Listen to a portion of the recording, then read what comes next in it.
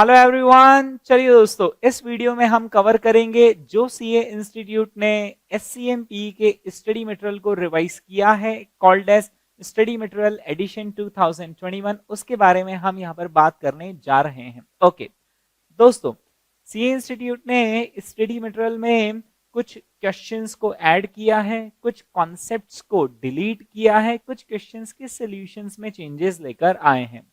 हम practical chapters के बारे में भी बात करेंगे और थ्योरी के बारे में भी बात करेंगे। इस पर्टिकुलर वीडियो में दोस्तों मैं प्रैक्टिकल चैप्टर्स के बारे में बात करने वाला हूं एससीएमपीई के, राइट। प्रैक्टिकल चैप्टर्स में जो चैप्टर्स के बारे में हम बात करने वाले उसमें सबसे पहला strategic analysis of operating income, फिर है decision making, pricing decisions, transfer pricing और स्टैंडर्ड कॉस्टिंग, राइट। इन चैप्टर्स में आखिर क्या चेंजेस हुए हैं न्यू सिलेबस के स्टडी मटेरियल में, उसके बारे में हम यहाँ पर बात करने वाले हैं, राइट। थ्योरी में आखिर क्या चेंजेस हुए हैं उसके लिए we have got a separate video and a separate PDF file. जिस पीडीएफ फाइल को मैं यहाँ पर वीडियो में यूज करने वाला हूँ वह पीडीएफ फाइल आपको हमारे टेलीग्राम चैनल पर मिल जाएगी। हमारा टेलीग्राम चैनल है t.me/प्रवीण खटोड़। वहां पर आपको स्टडी मटेरियल में आखिर क्या चेंजेस हुए हैं वो अवेलेबल हो जाएंगे, राइट। चलिए दोस्तों, एक बार रन थ्रू कर लेते हैं आखिर क्या क्या चेंजेस हुए हैं। Okay, amendments covered in this PDF are for following chapters. इन चैप्टर्स के बारे में हम बात करने वाले हैं। थ्योरी चैप्टर्स के अमेंडमेंट के लिए हमारे पास वीडियो भी सेपरेट है और इसकी पीडीएफ फाइल भी सेपरेट है ना। मैंने सभी अमेंडमेंट्स को यहाँ पर नंबर आउट कर दिया है। So first of all we are going to talk about chapter number 6, decision making.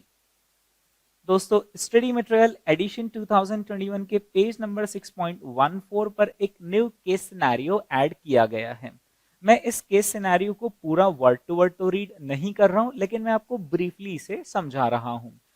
इस अमेंडमेंट्स को देखते वक्त मैं ये अज्यूम कर रहा हूं कि आप लोगों ने ये पर्टिकुलर चैप्टर ऑलरेडी पढ़ रखा है, आपको इसके कॉन्सेप्ट्स आते हैं। मैं बस एक नया क्वेश्चन आपको और कवर करवा रहा हूं। ओके, तो दोस्तों हम देखते हैं यहाँ पर क्या है इस पर्टिकुलर क्वेश्चन में। एक स्प्रिंटर स्पोर्ट्सवेयर नाम की कंपनी है और ये लोग खुद की कोई फैक्ट्री ओन नहीं करते हैं। इन्होंने 100% काम कैसा कर रखा है, आउटसोर्स कर रखा है to 175 factories which are located in places where cost of operations is low, right. दोस्तों, इसके बाद इस पर्टिकुलर क्वेश्चन में कहा गया है कि हमें कुछ ऐसे रिपोर्ट मिली है कि ये जो हमारे आउटसोर्सिंग पार्टनर्स हैं वो लोग किसको यूज कर रहे हैं, चाइल्ड लेबर को यूज कर रहे हैं, राइट। फिर इसके बाद इस क्वेश्चन में दिया हुआ है कि इनिशियली तो हमने उस पर कोई ध्यान नहीं दिया, लेकिन फिर इसके बाद हमारे पास ऐसी काफी सारी कंप्लेंट्स आने लगी और अब sprinter as a company has done nothing illegal as part of company operations. However, increased focus given to corporate social responsibility has forced the board members to consider taking action against such factories. यानी हम खुद तो उन factories को नहीं चला रहे, हमने हमारा काम जिन फैक्ट्रीज को आउटसोर्स किया हुआ है वो लोग एक्चुअली चाइल्ड लेबर को यूज कर रहे हैं। और क्वेश्चन में एक जगह पर यह भी दिया हुआ है कि ये जो फैक्ट्रीज हैं ये खुद डायरेक्टली एम्प्लॉय नहीं कर रहे चिल्ड्रन को, ये लोग भी उस काम को कैसा कर रहे हैं, सब कॉन्ट्रैक्ट कर रहे हैं और वो सब कॉन्ट्रैक्टर चाइल्ड लेबर को यूज कर रहे हैं।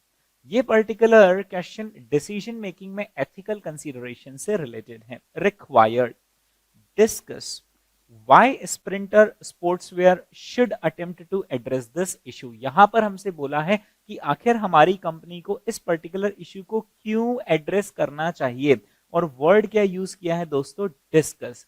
यहां पर दोस्तों वर्ड यूज किया गया है डिस्कस, यानी हमें दोनों पॉइंट्स को यहां पर पेश करना है कि चाइल्ड लेबर को यूज करने से अल्टीमेटली क्या कंपनी को कोई बेनिफिट है, लेकिन क्या चाइल्ड लेबर को हमें सही में यूज करना भी चाहिए या नहीं, यानी दोनों पहलू हमें वहां पर बताने हैं। Second point, suggest some of the actions that the company can take to address this issue. Okay, सबसे पहले बात करते हैं दोस्तों, discuss why Sprinter Sportswear should attempt to address this issue. Okay, तो सबसे पहले हम ये रखते हैं, सबसे पहले हम इस बात को सामने रखते हैं कि आखिर child labour in the first place उन हमारे आउटसोर्सिंग पार्टनर्स ने यूज ही आखिर क्यों किया होगा। तो दोस्तों आप सभी जानते हैं कि चाइल्ड लेबर को यूज करने से उन आउटसोर्सिंग कंपनीज को ये फायदा है कि वो कम रुपए में, लो कॉस्ट एडवांटेज में वो अपना काम पूरा कर सकते हैं, right. So low cost is the advantage of keeping child labour. Okay,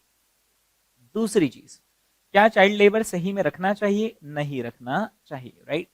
क्यों नहीं रखना चाहिए? Because of ethical considerations, because of our moral duty, right.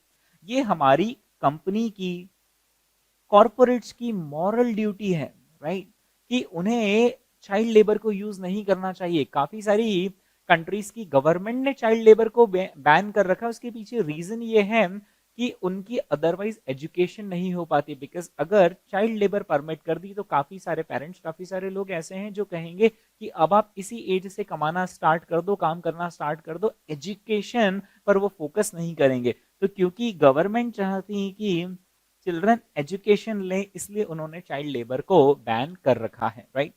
तो दोस्तों यहाँ पर discuss why Sprinter Sportswear should address this issue. तो एक रीजन तो ये हुआ कि आउट ऑफ मॉरल ड्यूटी उन्हें ऐसा करना चाहिए। हालांकि चाइल्ड लेबर का एडवांटेज है, लेकिन चाइल्ड लेबर देखा जाए तो एथिक्स के खिलाफ है, हमें ये नहीं करना चाहिए। दूसरी चीज, मॉरल ड्यूटी के वजह से तो स्प्रिंटर को ये पर्टिकुलर इश्यू एड्रेस करना ही चाहिए।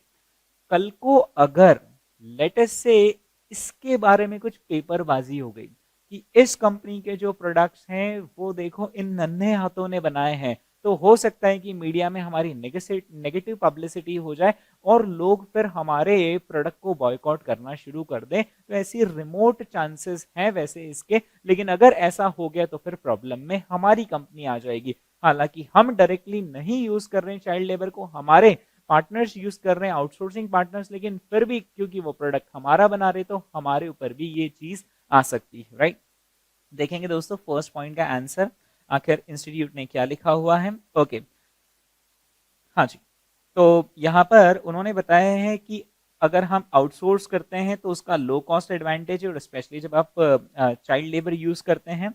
लेकिन फिर भी आउट ऑफ मॉरल ड्यूटी हमें चाइल्ड लेबर को यूज नहीं करना चाहिए, because they have got right to education, right।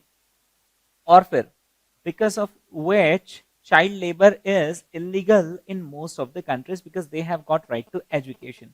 साथ ही साथ कल को अगर कुछ नेगेटिव न्यूज आती है कि हमारे जो प्रोडक्ट्स हैं वो चिल्ड्रन ने बनाए हैं, it could have a negative impact on our business, ठीक है। ओके, अब हम आते हैं दोस्तों इसी क्वेश्चन के सेकंड पॉइंट पर, suggest some of the actions that our company can take to address this issue. तो दोस्तों यहाँ पर हमें देखिए क्या क्या करना चाहिए। हमें ऐसी एक कोई पॉलिसी बना लेनी चाहिए, कोई कोड ऑफ कंडक्ट हमें बना लेना चाहिए, राइट, कि हम इस पर्टिकुलर एज से नीचे वाले लोगों को रिक्रूट नहीं करेंगे। ऐसी हायरिंग पॉलिसी हमें बना लेनी चाहिए, हमें तो बनानी ही चाहिए, राइट, ताकि एक स्टैंडर्ड दिखे। साथ ही साथ जिन लोगों को भी हम प्रोडक्ट बनाने के लिए काम आउटसोर्स कर रहे हैं, हमें उन्हें इंसिस्ट करना चाहिए कि आप भी इसी पर्टिकुलर कोड ऑफ कंडक्ट को फॉलो करो। सिर्फ इंसिस्ट ही नहीं करना चाहिए, हमें यह भी करना चाहिए कि जब भी हम कभी नई कंपनी को काम आउटसोर्स कर रहे हैं तो हमें जाकर वहां पर चेक करना चाहिए कि कहीं वो लोग चाइल्ड लेबर को तो यूज नहीं करते हैं। इनफैक्ट सिर्फ आउटसोर्सिंग का काम देने से पहले नहीं, इनफैक्ट हमारे पीरियोडिकली कुछ ऑडिट होने चाहिए, वहां पर जाकर इंस्पेक्शन होना चाहिए कि कहीं वो चाइल्ड लेबर तो यूज नहीं कर रहे हैं, और अगर वो चाइल्ड लेबर यूज करते हुए पकड़े गए तो उनके ऊपर कुछ पेनल्टी लगानी चाहिए, या अगर सीवियर केसेस हो तो फिर हमें शायद वो कॉन्ट्रैक्ट भी टर्मिनेट कर देना चाहिए, राइट। ये चीज दोस्तों हमें यहाँ पर लिखनी चाहिए। ओके, देखेंगे हम यहाँ पर क्या सजेशन है। तो फर्स्ट सजेशन है इसकी कंपनी ने क्या करना चाहिए, कोड ऑफ कंडक्ट डेवलप करना चाहिए, अपनी हायरिंग प्रैक्टिसेस के अंदर उस चीज को लाना चाहिए that we should recruit only people above a particular age, right. दूसरी चीज, हमें वर्क प्लेस एनवायरमेंट सेफ्टी और एनवायरमेंट सस्टेनेबिलिटी पर भी फोकस करना चाहिए। इनफैक्ट हमें इंसिस्ट करना चाहिए कि जो हमारे सप्लायर्स है वो भी इस पर्टिकुलर चीज को इम्प्लीमेंट करें, राइट। और हमें पीरियोडिक इंस्पेक्शन करना चाहिए, राइट। हमें ऑडिट करना चाहिए फैक्ट्रीज का जाकर। ऑडिट्स हमें प्री सोर्सिंग यानी आउटसोर्सिंग करने से पहले भी करना चाहिए, साथ ही साथ हमें फॉलो अप भी करना चाहिए, और फॉलो अप में अगर कुछ गड़बड़ पकड़ में आती तो पेनल्टी या फिर टर्मिनेशन ऑफ कॉन्ट्रैक्ट तक नौबत आ सकती है। तीसरी एक और चीज उन्होंने बहुत खास लिखी है कि हमें एक लिस्ट बनानी चाहिए जो हमारे सप्लायर से उनकी, और उसे हमें वेबसाइट पर अपलोड करना चाहिए। ऐसा करने से जो वॉच ग्रुप्स रहेंगे, कुछ समाज सेवी संस्थान रहेंगे, अगर उन्हें ऐसी कोई चीज पकड़ में आती तो वो तुरंत हमें रिपोर्ट कर देंगे, राइट। तो ऐसा करने से दोस्तों वो लोग कोई भी लेबर इश्यूज को हमारी फैक्ट्री हम तक उसकी वार्निंग पहुंचा देंगे, राइट। ये था दोस्तों एक पहला केस सिनेरियो जो कि आईसीएआई ने ऐड किया है। ओके, इसके बाद हम देखते हैं what is the second change. Chapter number 6 decision making से आईसीएआई ने CVP analysis dash conditions of uncertainty को स्टडी मटेरियल के एडिशन 2021 से रिमूव कर दिया है। यहां पर हम दोस्तों पढ़ा करते थे प्रोबेबिलिटी के बारे में, that what is the probability of making profits more than this, या फिर इसमें हम देखते थे कि अगर इतना डेविएशन हो जाए, लेट अस से वेरिएबल कॉस्ट में 2 रुपीस का डेविएशन हो जाए तो क्या चांसेस हैं कि हम लॉसेस में स्लिप हो जाएंगे। इस पर्टिकुलर पोर्शन को उन्होंने स्टडी मटेरियल से रिमूव कर दिया है। मैं यहाँ पर एक डिस्क्लेमर देना चाहूंगा, मैंने जरूर ऐसा बोला कि स्टडी मटेरियल से रिमूव कर दिया गया है, but that does not guarantee actually कि वो सिलेबस से भी जा चुका है और अब आईसीआई कसम खाता है कि अब हम इसका क्वेश्चन नहीं पूछेंगे। ऐसा जरूरी नहीं है। अगर चीज स्टडी मटेरियल में नहीं है तो भी वो लोग उसके बारे में पूछ सकते हैं, राइट। तो now what I would recommend you is कि आप इस पर्टिकुलर टॉपिक को as a low importance mark कर दें। अब क्योंकि आप इस टॉपिक को पढ़ तो चुके ही हो, कॉन्सेप्ट्स तो आपको इसके आते ही हैं, राइट। तो why to take a chance, आप इसे लो इंपॉर्टेंस मार्क कर लीजिए। हालांकि स्टडी मटेरियल के एडिशन 2021 से उन्होंने इस पर्टिकुलर चीज को रिमूव कर दिया है, कंडीशंस ऑफ अनसर्टेनिटी, जिसमें हम वो बेल शेप डायग्राम बनाते थे एंड सो ऑन, राइट। इसके बाद हम आते हैं थर्ड चेंज पर। Third change is related to pricing decisions chapter. Study material edition 2021 के पेज नंबर 7.72 में उन्होंने एक शॉर्ट थ्योरी क्वेश्चन ऐड किया है। चलिए इसे कवर कर लेते हैं। RPA insurance offers a wide range of insurance covers for individuals, including a comprehensive range of term insurance products with the option of paying insurance premium in installments, monthly, quarterly और half yearly as well as annual. यानी ये पता चल रहा है कि ये एक इंश्योरेंस कंपनी है। RPA adds a surcharge of ₹30 per payment if the customers choose a mode other than annual. यानी अगर आप एनुअल पेमेंट करते हैं वेल एंड गुड, अगर आप एनुअल के अलावा monthly, quarterly, half yearly payment करते हैं तो आपको ₹30 पर पेमेंट का सरचार्ज भी देना होता है। It offers an incentive to the customers. It offers an incentive to the customers 0.5% of the premium amount or ₹200, whichever is lower, per payment if the customers opt for ECS facility। अगर customers ECS facility, ECS का मतलब होता है electronic clearing system, right, ECS facility के लिए opt करते हैं तो उन्हें 0.5% या ₹200 का इंसेंटिव दिया जाता है, उतना पैसा उन्हें कम देना पड़ता है। इज इंसेंटिव्स, डिस्काउंट और सरचार्जेस जस्टिफाइड? क्या एक इंश्योरेंस कंपनी के लिए ये चीज जस्टिफाइड है? दोस्तों आप खुद ही सोचें कि कंपनी एनुअल पेमेंट पर तो कोई सरचार्ज नहीं ले रही है, लेकिन अगर आप मंथली, क्वार्टरली पर जाते हैं तो फिर वो लोग आपसे सरचार्ज ले रहे हैं। क्या आप इसके पीछे कारण जानते हैं? ओके दोस्तों, इंश्योरेंस प्रीमियम हमें कब पे करनी पड़ती है? फर्स्ट ईयर के एंड में हमें प्रीमियम पे करनी पड़ती है, बिगिनिंग में? हमेशा इंश्योरेंस प्रीमियम कब पे करनी पड़ती है? बिगिनिंग। जैसे ही आपने पॉलिसी करवाई वैसे आपको प्रीमियम ड्यू हो जाती है, राइट। अब अगर वह प्रीमियम ईयर के बिगिनिंग में कंपनी को मिल जाती है तो देखा जाए तो कंपनी को पैसा जल्दी मिल गया, यानी कि वो अब उनकी कॉस्ट ऑफ कैपिटल को सेव कर लेंगे। लेकिन यही पैसा अगर हर मंथ के एंड में मिला या क्वार्टरली मिला या फिर हाफ ईयरली मिला तो फिर कंपनी को अपने फंड्स कहीं और से उतने वक्त तक के लिए अरेंज करने पड़ेंगे। यानी company would be saving on cost of capital if they receive annual payment, right. और अगर उनको एनुअल पेमेंट नहीं देते हो तो फिर वो बदला ले रहे हैं, हमसे ₹30 का सरचार्ज ले रहे हैं, right. Okay, second thing is कि अगर आप ECS फैसिलिटी ऑप्ट करते हो, इलेक्ट्रॉनिक क्लियरिंग सिस्टम को अगर आप ऑप्ट करते हो तो फिर आपको इंसेंटिव कंपनी दे रही। आप जानते हो इसके पीछे कारण क्या है? क्योंकि अगर आप मैनुअल पेमेंट करोगे, कैश जाकर डिपॉजिट करोगे तो फिर कैशियर लगेगा, कैश काउंटिंग, उसमें रिस्क भी रहती है, राइट। लेकिन अगर ECS फैसिलिटी रहती तो ऑटोमेटिक एंट्रीज भी हो सकती है, राइट। तो ECS फैसिलिटी ज्यादा कन्वीनियंट होती है कंपनी के लिए मैनेज करने में, राइट। ओके, और एनुअल पेमेंट में अगर हम ईसीएस लेते हैं तो फिर तो नंबर ऑफ ट्रांजैक्शंस भी कम होंगे, अच्छा मंथली करोगे तो फिर नंबर ऑफ ट्रांजैक्शंस भी ज्यादा होंगे। तो इज इंसेंटिव डिस्काउंट और सरचार्जेस जस्टिफाइड, यस और no? Yes, they are perfectly justified, right. तो दोस्तों यहाँ पर उन्होंने हमें लिखा है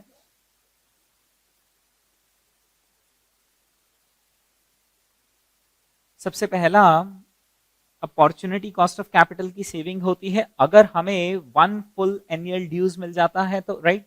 और दूसरा पॉइंट यहां पर है we have to process only just one receiving transaction rather than 2, 4 और 12, right? तो दोस्तों देखा जाए तो saving of this cost is justification for the incentives, right. तो ये जस्टिफाइड है ना। तो मैं यहाँ पर आपको ब्रीफली चीजों को एक्सप्लेन कर रहा हूँ। डेफिनेटली मैं कोई यहाँ पर बैच नहीं पढ़ा रहा हूँ कि मैं क्वेश्चन का एक एक word to word and then answer का एक एक वर्ड टू वर्ड रीड करने वाला हूँ। हम ब्रीफली यहाँ पर गो थ्रू कर रहे हैं अमेंडमेंट्स को, ठीक है। ओके, अब हम आते हैं दोस्तों हमारे नेक्स्ट अमेंडमेंट, अमेंडमेंट नंबर 4 पर। ये तो गजबी अमेंडमेंट है दोस्तों।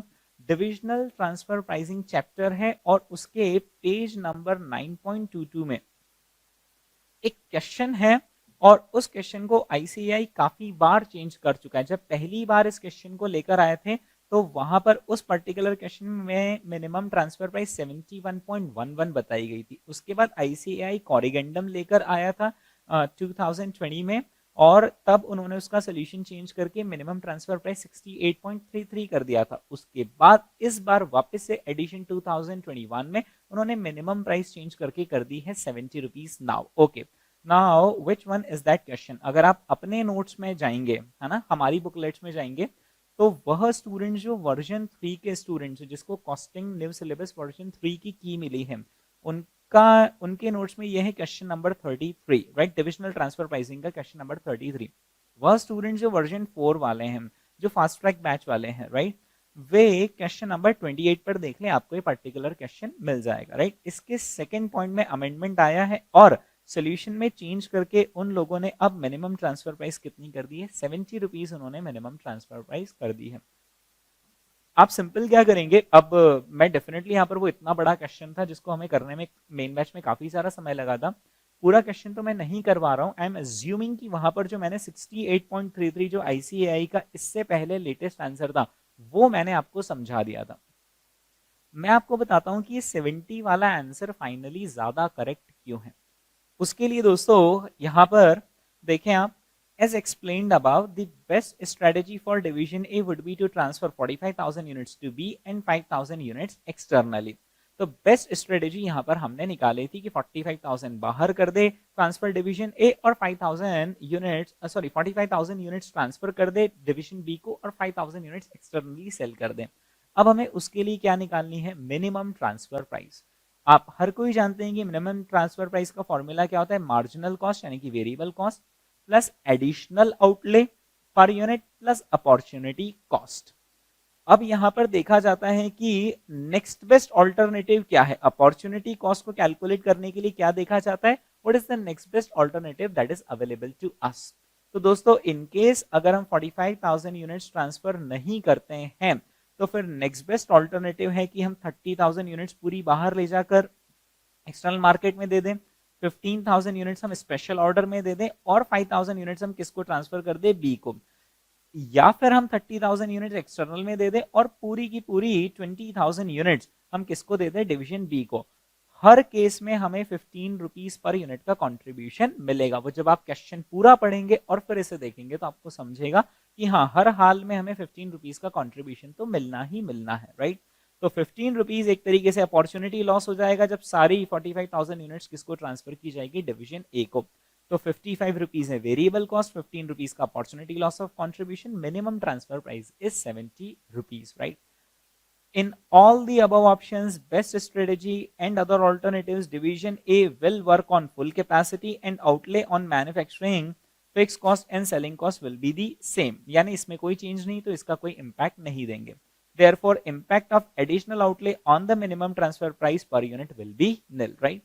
तो यहाँ पर आप चेंज कर लीजिएगा, आप अपने नोट्स में यहाँ पर minimum transfer price that division A will demand आ जाएगा 55 और 15 इंस्टेड ऑफ 68.33। ओके, इसको मैं फिर से एक्सप्लेन करता हूं। सिंपल, हम मिनिमम ट्रांसफर प्राइस में मार्जिनल कॉस्ट तो लेते ही लेते हैं, जी हाँ लेते हैं। साथ ही साथ अपॉर्चुनिटी कॉस्ट। तो आप ये देखो कि अगर हम सारी 45,000 यूनिट्स डिवीजन बी को नहीं ट्रांसफर करेंगे तो हम क्या करेंगे। तो हम एक काम करेंगे, 30,000 यूनिट्स बाहर भेज देंगे और इस क्वेश्चन में लिखा हुआ है कि अगर आप पार्शियल ट्रांसफर्स करते हो तो फिर डिवीजन बी पूरा पैसा 70 रुपीज देने को तैयार है, राइट। तो अगर वो हमें पार्शियल ट्रांसफर में 70 रुपीज देने को तैयार है, यानी कि अगर हम पार्शियल ट्रांसफर करेंगे 70 वो देगा, 55 हमारी कॉस्ट लगेगी, तो हमें 15 रुपीज पर यूनिट का कंट्रीब्यूशन मिलेगा। तो अब जब हम इस ऑल्टरनेटिव में मूव करना चाहते हैं तो आखिर हम उस कंट्रीब्यूशन को क्यों छोड़ेंगे, तो हम उसे as an opportunity loss recover करेंगे। Hence minimum transfer price becomes कितना, 70। मैक्सिमम ट्रांसफर प्राइस पहले से भी 75 ही था, मतलब पुराने जो आपके पास अभी नोट्स हैं या जो स्टडी मटेरियल है उसमें पहले से भी 75 था, अभी भी 75 ही है। Okay, now let us move on to change number 5, that is again in divisional transfer pricing chapter। Study material edition 2021 के पेज नंबर 9.36 पर एक नया क्वेश्चन ऐड किया गया है। मैं इस क्वेश्चन को फटाफट कवर करता हूं। A manufacturer has two divisions। अच्छा, ये सारी चीजें पढ़ाते वक्त असम्पशन ये है कि आपने एक बार बैच कर लिया, आपने एक बार SCMP पढ़ा हुआ है, मैं सिर्फ उसके अमेंडमेंट्स आपको बता रहा हूं। A manufacturer has two divisions, division A and division B। Division B produces components that are used by both division A as well as external customers। यहां पर आप एक बात पर गौर फरमाए, ICI ने क्या चाल चली है, division B produces component that are used by both division A। तो दोस्तों डिवीजन ए बना रहा है और वो डिवीजन बी को ट्रांसफर कर रहा है, यहाँ पर उल्टी गंगा बह रही है। Division B is producing and is transferring to uh, division A as well as external customers. तो इतनी सी बात का ध्यान रखना सॉल्व करते वक्त, ठीक है। Division A gets its entire requirement for the component from uh, division B. यहाँ पर देखा जाए तो जब हम डायग्राम बनाएंगे तो डिवीजन ए पहले नहीं लिखेंगे, हम डिवीजन बी पहले लिखेंगे, and division B is transferring goods to division A as well as to external customers, ठीक है। ओके, एनुअल प्रोडक्शन कैपेसिटी हमें दे रखी है डिवीजन बी की, कितनी दे रखी, 1 lakh units. Okay, the division operates at full capacity with no inventory at the beginning and end of the year। It sells its components to external customers at rupees कितने, 4000 per unit. हम external customers के लिए हमारी selling price है 4000 rupees per unit. Variable cost of production for the component is rupees 2750। Division B के लिए जो variable cost of production है वो है rupees 2750। Internally it transfers its components to division A, factoring any opportunity cost in the form of lost sales. यानी कि division B division A को जब गुड्स ट्रांसफर करता है तो वो ट्रांसफर करते वक्त किस चीज को फैक्टर कर लेता है, any opportunity cost in the form of lost sales. यानी कुछ यूनिट जो अदरवाइज वो बाहर बेच सकता था लेकिन नहीं बेच पाया ट्रांसफर करने की वजह से, तो ये डिवीजन बी क्या करेगा, अपॉर्चुनिटी लॉस भी किससे रिकवर कर लेगा, डिवीजन ए से, which is very logical, right. Total sales of division B were rupees 36 crore, of which sales to external customers was rupees 20 crore. तो दोस्तों यहाँ पर हमने एक्सटर्नल कस्टमर्स को कुल कितने रुपीस का सेल्स किया है, 20 करोड़ रुपीस का हमने सेल्स किया है। इसका इंप्लाइड मीनिंग है कि 36 करोड़ के सेल्स में से 20 करोड़ अगर एक्सटर्नल कस्टमर्स को किया है, यानी कि डिवीजन ए से हमने कितने रुपीस रेवेन्यू लिया है, 16 करोड़ रुपीस का हमने रेवेन्यू लिया है, right. As per company policy, demand from division A has priority over external customers. यानी कि अगर कल को डिवीजन ए ने कुछ गुड्स मांगे तो डिवीजन बी को पहले उधर देना पड़ेगा। खैर डिवीजन बी को फ्री में नहीं देना, डिवीजन बी यहाँ पर अपॉर्चुनिटी लॉस भी रिकवर कर लेगा in addition to the variable cost. This year there was an additional demand from external customers for 18,000 components. However, since division B operated at full capacity, this demand was not catered to। इस particular year में कितने components की extra demand आई थी, 18,000 components की extra demand आई थी, लेकिन वो हमने पूरी नहीं की, राइट, क्योंकि हम ऑलरेडी फुल कैपेसिटी पर यानी 1 लाख यूनिट्स पर ऑपरेट कर रहे थे। Okay, required analyse the sales in terms of rupees and units made by division B to both external and internal customers। हमें दोस्तों एनालाइज करना है सेल्स को रुपीस में भी और यूनिट्स में भी, made by division B to both external and internal customers, right. तो हमें बताना है कि आखिर इनका सेल्स का पैटर्न कैसा रहा, इन्होंने कितनी यूनिट्स एक्सटर्नल वालों को दी, कितनी यूनिट्स इन्होंने डिवीजन ए को दी, और आखिर ये किस तरीके से they have come up with the sales revenue of 16 crore, क्या है यहाँ पर ट्रांसफर प्राइस, इन सारी चीजों को हमें यहाँ पर एनालिसिस में प्रेजेंट करना है। Now that is pretty easy. अब आपको दोस्तों कैलकुलेटर की जरूरत पड़ेगी। हम यहाँ पर ये देखना चाहते हैं कि आखिर हमने एक्सटर्नल कस्टमर्स को कितनी यूनिट सेल करी, तो वो इजीली निकल सकता है, बिकॉज हमारा रेवेन्यू कितना है दोस्तों, 20 करोड़ से हमारा रेवेन्यू है ना। हम इसको लैक्स में लिख लेते हैं कैलकुलेटर में, तो 2000 लाख से हमारा रेवेन्यू, राइट, इस 2000 मल्टीप्लाई बाय 1 लाख करके पूरा ही लिख लो, राइट। 20 करोड़ हमने कैलकुलेटर में लिखा और हर एक यूनिट की ट्रांसफर प्राइस कितनी, 4000। इसका इंप्लाइड मीनिंग हो रहा है कि आखिर हमने कितनी यूनिट सेल करी है, हमने 50,000 यूनिट्स किसको दी है, एक्सटर्नल कस्टमर्स को। और क्योंकि हमने पूरी 1 लाख यूनिट्स की फुल कैपेसिटी पर ऑपरेट किया है, इसका इंप्लाइड मीनिंग है कि रिमेनिंग 50,000 यूनिट्स हमने किसको दी है, डिवीजन ए को दी है, राइट। अब डिवीजन ए को 50,000 यूनिट्स के लिए हमने कितना चार्ज किया, 16 करोड़ चार्ज किया। तो जरा दोस्तों आप यहाँ पर 16 करोड़ को डिवाइड करें 50,000 यूनिट से, तो it comes to 3200। Now the question है कि ये जो ट्रांसफर प्राइस आई है कितने रुपीस की, 3200 रुपीस की। आखिर ये 3200 रुपीस कैलकुलेट कैसे हुआ, क्योंकि क्वेश्चन में कहीं पर लिखा हुआ है कि वेरिएबल कॉस्ट कितनी, 2750। तो कायदे से देखा जाए तो वेरिएबल कॉस्ट 2750 पर ट्रांसफर होना चाहिए, लेकिन एक मिनट, क्योंकि साल के दौरान 18,000 कंपोनेंट्स की डिमांड थी जो हम कैटर नहीं कर पाए, तो उन पर जो अपॉर्चुनिटी लॉस हुआ होगा वो भी यहाँ पर इनकॉर्पोरेट हुआ होगा। तो हमें थोड़ा सा यहाँ पर डीप कैलकुलेशन करना पड़ेगा। जो टोटल हमने यूनिट्स ट्रांसफर करी है डिवीजन ए को, वो कितनी यूनिट्स है, वो है 50,000 यूनिट्स। उन 50,000 यूनिट्स में सारी की सारी यूनिट्स में अपॉर्चुनिटी लॉस जुड़ा होगा, या सिर्फ 18,000 तक ही अपॉर्चुनिटी लॉस, सिर्फ 18,000 यूनिट्स तक ही अपॉर्चुनिटी लॉस जुड़ा होगा, राइट। यानी कि हम क्या करेंगे, 32,000 यूनिट्स के लिए अलग ट्रांसफर प्राइस बताएंगे और 18,000 यूनिट्स के लिए अलग ट्रांसफर प्राइस बताएंगे, जिसमें कि 32,000 यूनिट्स के लिए ट्रांसफर प्राइस सिर्फ क्या हो जाएगी, वेरिएबल कॉस्ट। लेकिन 18,000 यूनिट्स के लिए ट्रांसफर प्राइस में कौन सी दो चीजें इंक्लूड होंगी, variable cost plus opportunity loss of contribution. दोस्तों वेरिएबल कॉस्ट बोले आखिर कितनी, 2750, और variable cost plus opportunity loss of contribution आखिर कितना है। तो दोस्तों हम ये देखते हैं आखिर हम एक्सटर्नल कस्टमर से कितना कंट्रीब्यूशन कमाते हैं।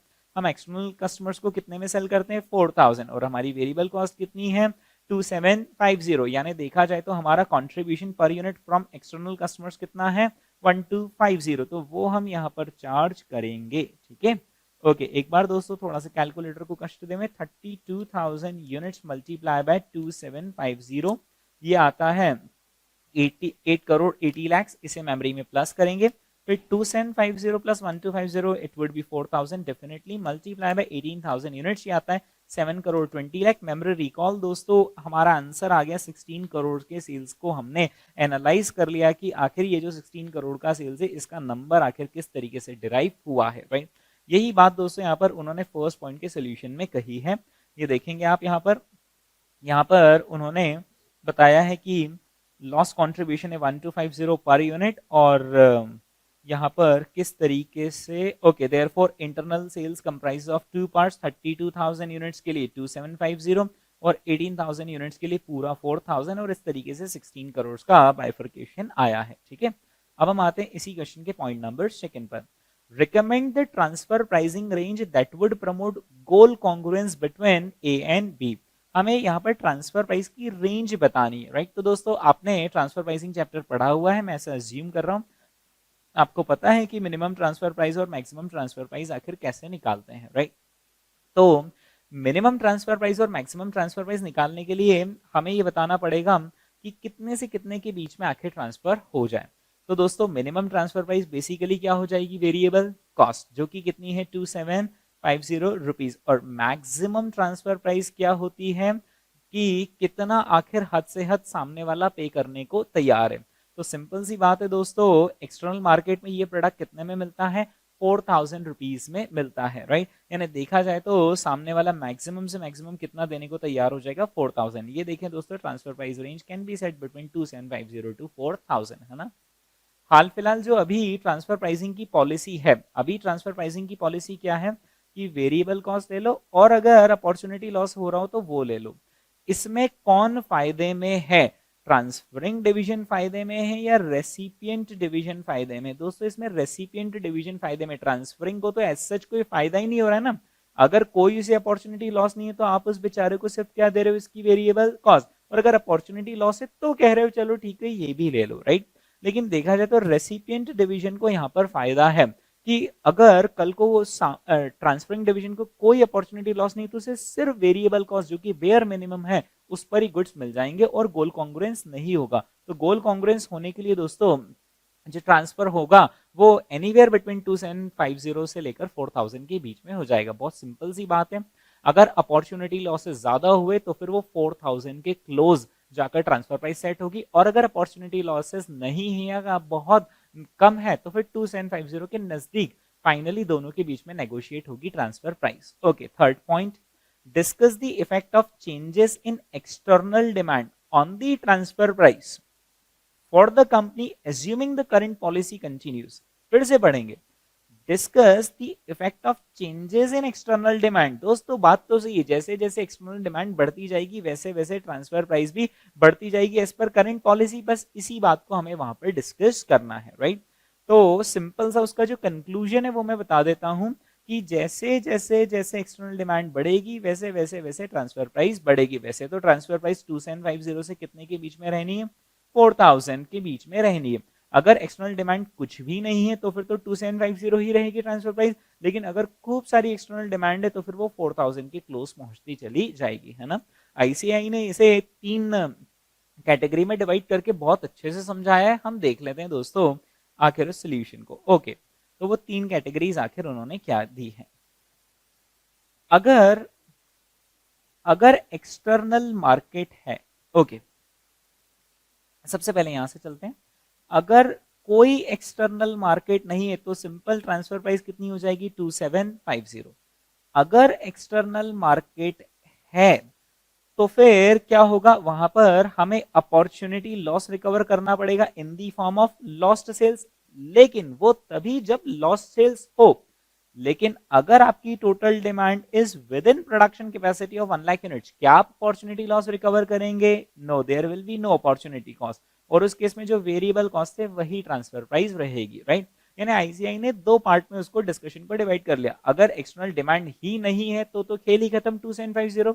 अगर एक्सटर्नल डिमांड है लेकिन फिर भी टोटल 1 लाख की कैपेसिटी में आपका काम हो रहा है, अगेन ट्रांसफर प्राइस कितनी हो जाएगी, 2750। Now third situation you already know कि अगर एक्सटर्नल मार्केट है लेकिन जो डिमांड है वो more than production capacity of 1 lakh है, तो फिर सिंपल सी बात है दोस्तों, यहाँ पर लॉस्ट सेल्स होगा, और लॉस्ट सेल्स का जो कंट्रीब्यूशन है कितना है, 1250 पर यूनिट, वो भी लिया जाएगा, ठीक है।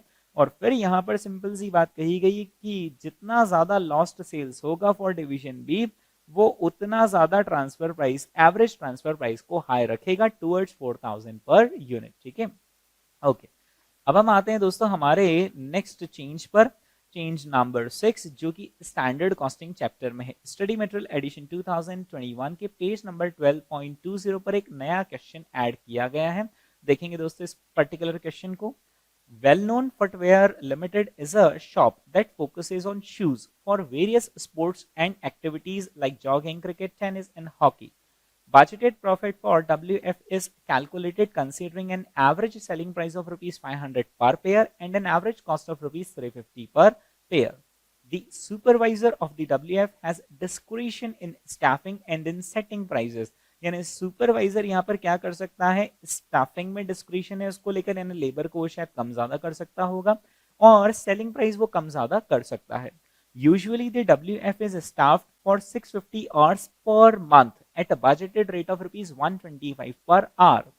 इन addition to this base wages, sales staff gets a payment equal to 5.5% of takings. यानी कि दोस्तों हमारे यहाँ पर जो स्टाफ है उन्हें 2 चीजें मिलती है, एक तो 650 आवर्स पर मंथ हम उन्हें रखते हैं और कितना पे करते हैं, 125 पर आवर, और साथ ही साथ उनकी बेस वेजेस के अलावा जो सेल्स स्टाफ है उन्हें हम 5.5% ऑफ रेवेन्यू का एडिशनल बोनस पे करते हैं।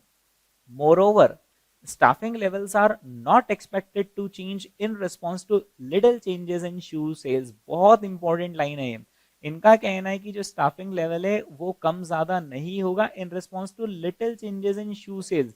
इससे उन्होंने ये इंडिकेट कर दिया है कि जो स्टाफिंग की हमारी कॉस्ट है वो वेरिएबल कॉस्ट नहीं है, वो एक तरीके से क्या है, फिक्स कॉस्ट, क्योंकि कल को थोड़ा सा ज्यादा सेल हुआ या कम सेल हुआ, हमें तो अल्टीमेटली सैलरी उन्हें उतना ही देना है, so it is a fixed cost. This is the hint provided by this question, और यही एक यूनिक पॉइंट है इस पर्टिकुलर क्वेश्चन का। For September 2020, the WF had budgeted sales of 2250 pairs of shoes and 650 staffing hours. Actual results for September 2020 were as follows. Ultimately हमने कितना pair of shoes cell किया, 2500, जबकि बजट रेट था सिर्फ 2250, लेकिन हम कितना सेल करके आए, 2500, मतलब हमने ज्यादा सेल किया है। रेवेन्यू हम लेकर आए हैं 12 लाख रुपीस का, कॉस्ट ऑफ शूज है 8,25,000, स्टाफ को जो एडिशनल पेमेंट दिया है दैट इज 66,000, तो स्टाफ की जो बेस वेजेस है at the rate 125 per hour वो कितनी है, 78125, यानी हम यहाँ पर आवर्स भी कैलकुलेट कर सकते हैं, 78125 डिवाइडेड बाय 125, तो दोस्तों कितने आ रहे हैं यहाँ पर आवर्स, 625 आवर्स, राइट। तो ये जो बेसिक वेजेस हैं, this basic wages are paid for how many hours, 625 hours. इस तरीके से दोस्तों हमारा एक्चुअल प्रॉफिट आता है 2,30,875। Note, little changes in shoe sales specified as plus minus 12% तक का चेंज हो तो स्टाफिंग में कोई चेंज नहीं होगा, 12% का चेंज एक बड़ा चेंज होता है, right. Required, prepare a reconciliation statement of budgeted profit to actual profit. दोस्तों रिकॉन्सिलिएशन स्टेटमेंट हमें बनाना है और हमें बजटेड प्रॉफिट को किससे टैली करना है, एक्चुअल प्रॉफिट से, और कमेंट करना है हमें सुपरवाइजर की परफॉर्मेंस पर, राइट। तो सबसे पहले हम यहाँ पर रिकॉन्सिलिएशन स्टेटमेंट पर फोकस करते हैं। उसके लिए हमें दो नंबर्स की जरूरत है, एक बजटेड प्रॉफिट और दूसरा एक्चुअल प्रॉफिट। चलो एक्चुअल प्रॉफिट तो मैंने आपको बता दिया कितना है, 2,30,875। आपके नाजुक कंधों पर अब क्या जिम्मेदारी है कि आखिर बजटेड प्रॉफिट कितना है वो कैसे कैलकुलेट करें। That is easy to calculate. Budgeted units कितनी थी, 2250, राइट। सेलिंग प्राइस कितना था, 500, लेकिन उसमें कॉस्ट कितनी लगेगी, 350, उसे माइनस कर लेंगे और 2250 से मल्टीप्लाई कर लेंगे, और फिर दूसरे अगर कुछ खर्चे होंगे तो इनका हम इफेक्ट दे देंगे, ठीक है। तो मैं यहाँ पर बजटेड प्रॉफिट आपको कैलकुलेट करवाता हूँ। अब मुझे बताइए बजटेड नंबर ऑफ शूज कितने थे, 2250, ओके।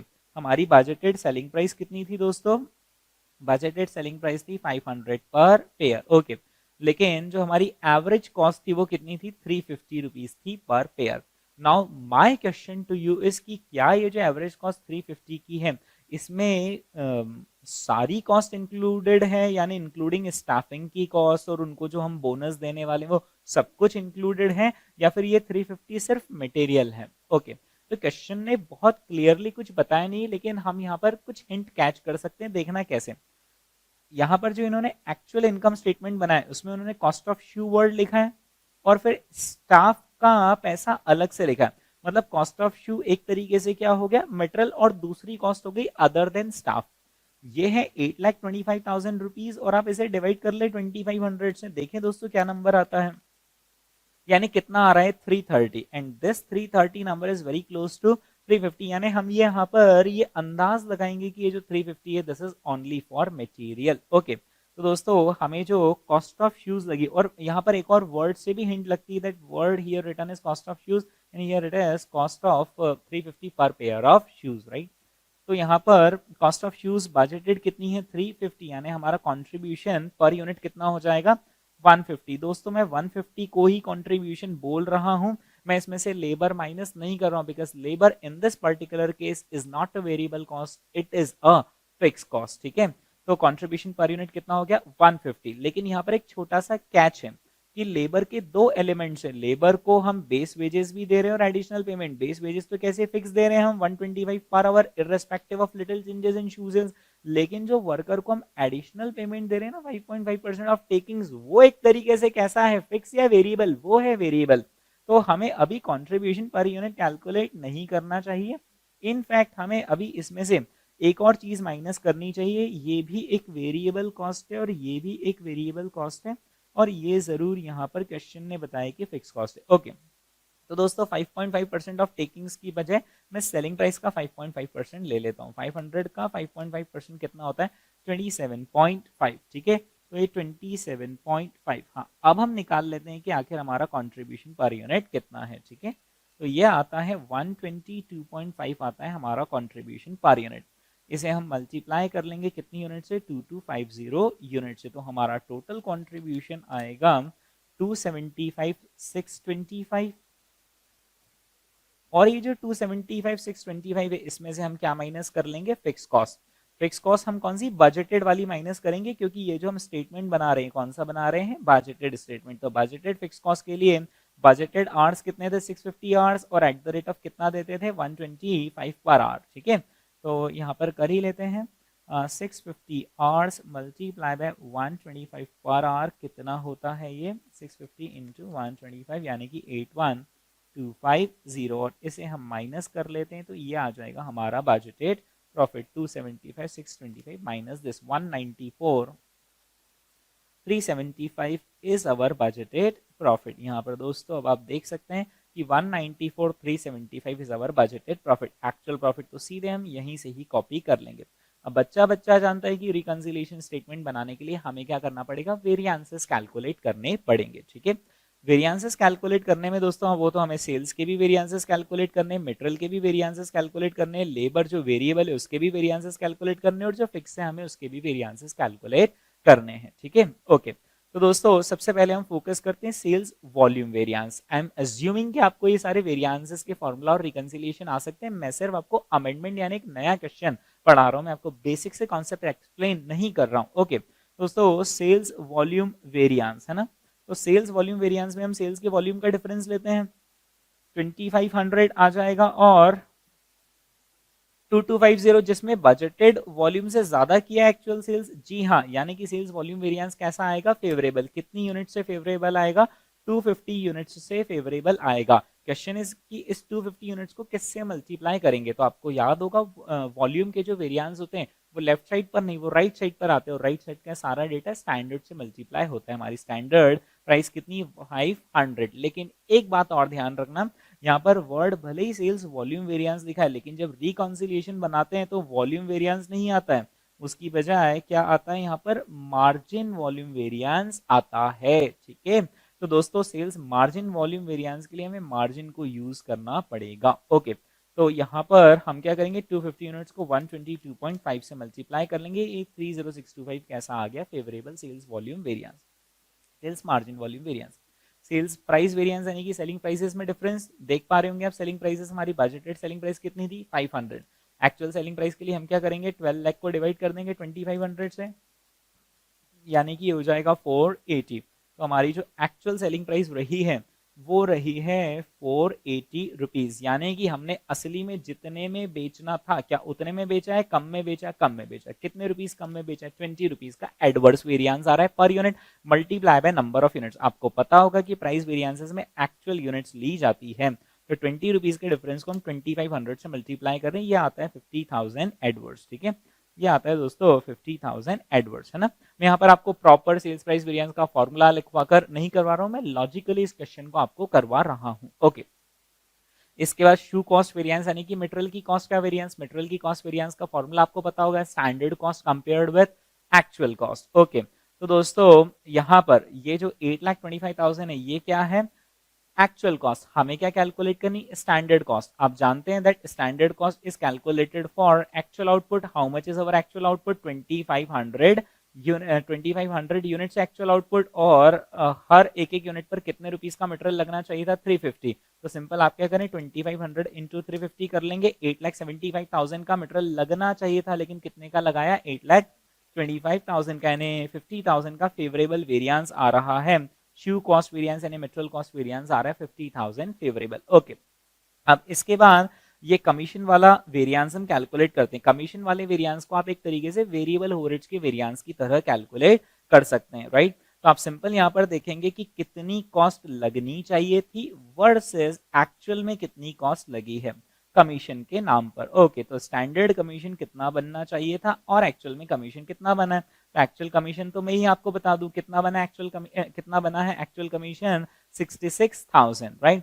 तो 66,000 को अब हमें कंपेयर किससे करना है कि आखिर स्टैंडर्ड कमीशन कितना होना चाहिए था। ओके, तो सिंपल सी बात है दोस्तों, हम कितने में सेल करने वाले थे, 500 में सेल करने वाले थे, उसका कितना परसेंट देने वाले थे, 5.5%, यानी 27.5 पर यूनिट बंदे को मिलना चाहिए था। For how many units, 2500 units, क्योंकि जो स्टैंडर्ड कॉस्ट रहती है वो किस पर ली जाती है, एक्चुअल आउटपुट पर ली जाती है। ओके, तो 27.5 मल्टीप्लाई बाय 2500 यानी कितना आता है, 68750, यानी 68750 कमीशन देना चाहिए था, लेकिन दिया कितना है, 66,000, यानी बचा लिए क्या पैसे, यस, कितने बचा लिए, 2750 आता है फेवरेबल वेरिएंस। ठीक है, फिर इसके बाद स्टाफ की कॉस्ट का वेरिएंस बेस वेजेस का। ओके, अब दोस्तों यहाँ पर आईसीआई ने इस पर्टिकुलर सोल्यूशन में ना मन ही मन अज्यूम कर लिया है कि हम रिकंसिलिएशन मार्जिनल अप्रोच से बताएंगे, हालांकि क्वेश्चन में कहीं पर ऐसी कोई हिंट नहीं है, राइट। बस उन्होंने क्या करा है, ये जो सेल्स वॉल्यूम वेरिएंस है मार्जिन अप्रोच में कंट्रीब्यूशन मार्जिन पर कैलकुलेट कर दिया, और क्योंकि ये कंट्रीब्यूशन मार्जिन पर कैलकुलेट कर दिया तो आपको याद होगा फिर फिक्स ओवरहेड्स का कॉस्ट वेरिएंस नहीं आता है, फिर फिक्स ओवरहेड्स का सिर्फ एक्सपेंडिचर वेरिएंस ही यूज होता है रिकंसिलिएशन बनाते वक्त। यानी सिंपल सी बात है, अगर हम यहाँ पर एब्जॉर्प्शन कॉस्टिंग से जाते तो फिर एब्जॉर्प्शन कॉस्टिंग में क्या होता है कि मार्जिन का मतलब क्या होता है, कंट्रीब्यूशन मार्जिन या प्रॉफिट मार्जिन, प्रॉफिट मार्जिन, और फिर यहाँ पर फिक्स ओवरहेड्स का कॉस्ट वेरिएंस यूज होता है, यानी एक्सपेंडिचर भी यूज होगा और वॉल्यूम भी यूज होगा।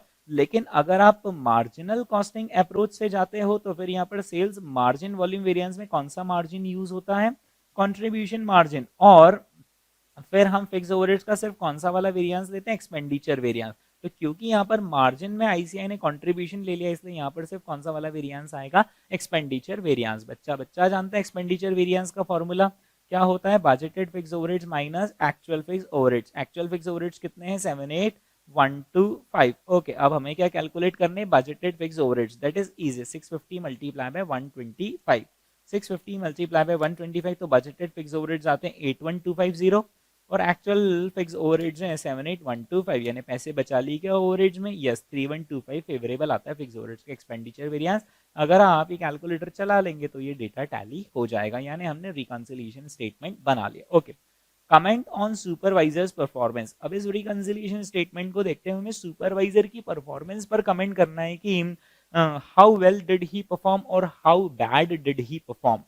तो दोस्तों सिंपल सी बात है, आप देखो बजटेड प्रॉफिट कितना था, 194, बंदे ने कितना कमा कर दिया, 230, बंदे में दम है, जी हाँ, तो द परफॉर्मेंस सीम्स गुड। अब क्या करना पड़ेगा, आपको इसे जस्टिफाई करना पड़ेगा कि आखिर ये जो परफॉर्मेंस अच्छी आई उसके क्या क्या कंपोनेंट्स है। तो यहाँ पर सबसे पहले आप देखें कि हमारा जो वॉल्यूम वेरिएंस वो कैसा गया, फेवरेबल, मतलब जितनी यूनिट सेल करनी थी, कितनी यूनिट सेल करनी थी, 2250, but we actually sold how many units, 2500। आखिर ज्यादा यूनिट्स बिकने के पीछे रीजन क्या है, रीजन है कि प्राइस वेरिएंस कैसा हो गया एडवर्स, हमने 500 की चीज कितने में बेची है, 480 में, तो जब हमने सेलिंग प्राइस कम कर दी तो ऑटोमेटिकली दोस्तों हमारा सेल्स का वॉल्यूम बढ़ गया। क्वेश्चन इज कि आखिर सेल्स की प्राइस हमने क्यों कम करी है, तो उसके पीछे रीजन मुझे यहां से नजर आ रहा है कि मटेरियल की कॉस्ट में कैसा वेरिएंस है, फेवरेबल वेरिएंस, मतलब जितने पैसे लगने चाहिए थे मटेरियल के उतने लगे, उससे कम लगे, उससे कम लगे। ओ वाओ, ये देखिए आप यहाँ पर मटेरियल की कॉस्ट में हमें कितने रुपीस की सेविंग हुई है, 50,000 की सेविंग हुई, और वही बेनिफिट हमने पास ऑन किसको कर दिया, कस्टमर्स को। तो क्योंकि मटेरियल की कॉस्ट में सेविंग हुई तो वो फेवरेबल हो गया, लेकिन क्योंकि हमने कस्टमर को पास ऑन कर दिया तो वो कैसा हो गया, एडवर्स, और ये एग्जैक्ट ऑफसेट, यानी हम बंदे को बहुत टैलेंटेड कहेंगे। अरे हाँ, मुझे याद आ रहा है कि शू जो 500 में बेचना था वो हमने कितने में बेचा है, 480। मटेरियल जो 350 में खरीदना था वो हमने कितने में खरीदा है, 330। तो क्योंकि रियलिटी में मटेरियल की कॉस्ट 20 रुपीज से कम हुई तो सेलिंग प्राइसेस भी हमने 20 रुपीज से कम कर दी, which means we passed on the benefit of reduction in material cost to the customers. और इस बेनिफिट को पास ऑन करने की इफेक्ट तो ऑफसेट हो गया, लेकिन मजा किधर आ गया, वॉल्यूम अब हमारा ज्यादा हो गया, क्योंकि हमने शूज को 500 की जगह कितने में बेचा, 480 में, राइट। फिर उसके बाद देखा जाए तो यहाँ पर कमीशन फेवरेबल आया, और कमीशन इसलिए फेवरेबल आया है क्योंकि सेलिंग प्राइस 500 की जगह कितनी हो गई, 480, तो वो जो 5.5% मिला बंदे लोगों को वो सिर्फ किसका मिला, 480 का। आप चाहो तो यहाँ पर टैली कर सकते हो, 66,000 का एडिशनल पेमेंट आखिर कैसे आया है। तो यहाँ पर हमने 12 लाख का रेवेन्यू किया है, और 12 लाख के रेवेन्यू का 5.5% करेंगे तो 66,000 आ जाएगा। So we saved on to commission cost, and why did we save on to commission cost, because of reduction in selling price.